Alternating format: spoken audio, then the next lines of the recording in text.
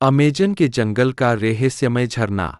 Amazon का जंगल, जिसे दुनिया के सबसे बड़े और घने जंगलों में से एक माना जाता है, अनगिनत रहस्यों से भरा हुआ है।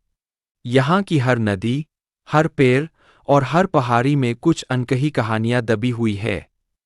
इन्हीं कहानियों में से एक कहानी है अरण्यधारा झरने की। यह झरना अमेजन के केंद्र में स्थित था, लेकिन इसकी जगह को खोजना आसान नहीं था। झरने तक पहुंचने का रास्ता कंटीली झाड़ियों, अनगिनत खतरनाक जीवों और गहरी नदियों से होकर गुजरता था। स्थानीय आदिवासी इसे पवित्र मानते थे और मानते थे कि इसके पानी में दिव्य शक्तियां हैं। इरापुरा गांव का जीवन। झरने के पास एक गांव था जिसका नाम इरापुरा था। यह गांव जंगल की हरियाली से घिरा हुआ था। गांव के लोग साधारण जीवन जीते थे, लेकिन उनके दिलों में अरण्यधारा झरने के प्रति गहरा सम्मान था। गांव के बड़े बुजुर्गों का कहना था कि झरना जंगल के देवता का घर है। वे यह भी कहते थे कि इस झरने का रहस्य समझने की कोशिश करना जंगल के नियमों का उल्लंघन है। लेकिन गांव का एक युवा लड़का, जिसका नाम अर्जुन था, हमेशा से इस रहस्य को समझने के लिए उत्सुक रहता। अर्जुन की जिज्ञासा। अर्जुन बचपन से ही साहसी और जिज्ञासु था। उसने कई बार अपने दादा से झरने के बारे में पूछा, लेकिन दादा हमेशा कहते, झरने का रहस्य जानने की कोशिश करना खतरनाक है। यह केवल जंगल के देवता का वरदान है। लेकिन अर्जुन के दिल में सवाल बार बार उठते थे। वह झरने के पास जाने और उसका रहस्य जानने का सपना देखता रहता। एक दिन उसने ठान लिया कि वह इस रहस्य को खुद खोजेगा। अभियान की शुरुआत। अर्जुन ने अपनी यात्रा की योजना बनाई। उसने अपने साथ केवल एक मशाल, कुछ खाना और एक छोटा सा चाकू लिया। झरने तक पहुंचने के लिए उसे घने जंगलों और अनजान रास्तों से गुजरना था। रास्ते में उसे कई मुश्किलों का सामना करना पड़ा। घने पेड़ों के नीचे अंधेरा था और हर कदम पर उसे लगता कि कोई खतरनाक जीव उसका पीछा कर रहा है। लेकिन अर्जुन ने हार नहीं मानी। उसकी आंखों में केवल अरण्यधारा का झरना और उसका रहस्य था। पहली चुनौती, विशाल अजगर। जंगल के बीच में अर्जुन का सामना एक विशाल अजगर से हुआ। अजगर ने अपने शरीर से रास्ता पूरी तरह बंद कर रखा था।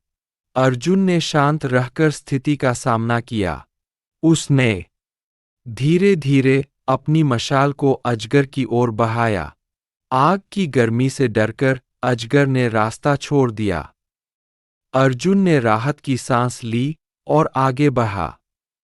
दूसरी चुनौती, रहस्यमय नदी।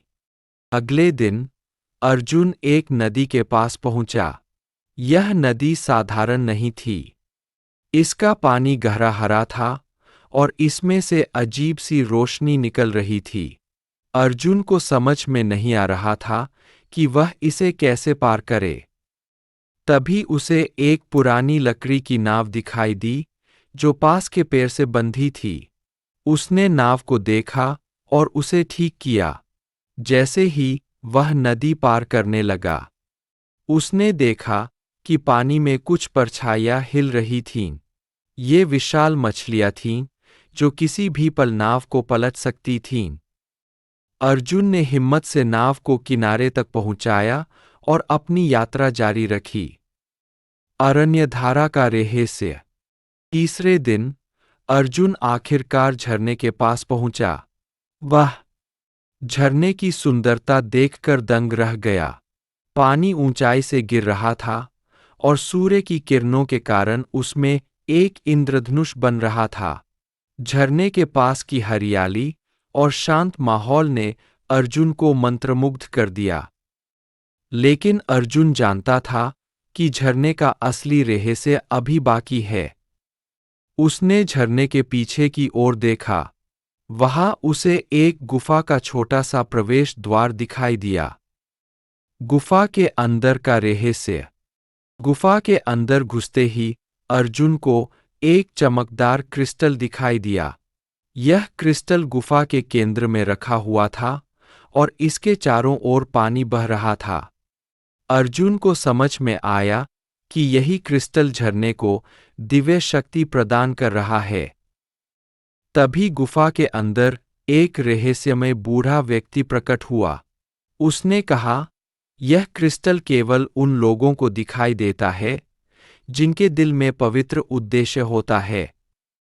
अर्जुन ने उस बूढ़े से पूछा, यह क्रिस्टल यहां क्यों है? बूढ़े ने जवाब दिया, यह क्रिस्टल जंगल की ऊर्जा का स्रोत है। यह केवल उन्हीं लोगों की मदद करता है जो इसे सम्मान के साथ उपयोग करते हैं। लेकिन याद रखना, अगर किसी ने इसका दुरुपयोग करने की कोशिश की तो यह क्रिस्टल अपनी शक्ति को नष्ट कर देगा। अर्जुन की जिम्मेदारी। अर्जुन ने बूढ़े व्यक्ति से वादा किया कि वह इस रहस्य को सुरक्षित रखेगा और इसे केवल गांव की भलाई के लिए उपयोग करेगा। बूढ़े ने उसे एक विशेष मंत्र दिया जिसे बोलकर क्रिस्टल की शक्ति को सक्रिय किया जा सकता था। गांव में नई शुरुआत। जब अर्जुन गांव वापस लौटा तो उसने गांववालों को अपनी यात्रा के बारे में बताया। उसने उन्हें झरने की शक्ति और उसकी जिम्मेदारी के बारे में समझाया। गांव के लोग अर्जुन की बहादुरी और निष्ठा से प्रभावित हुए।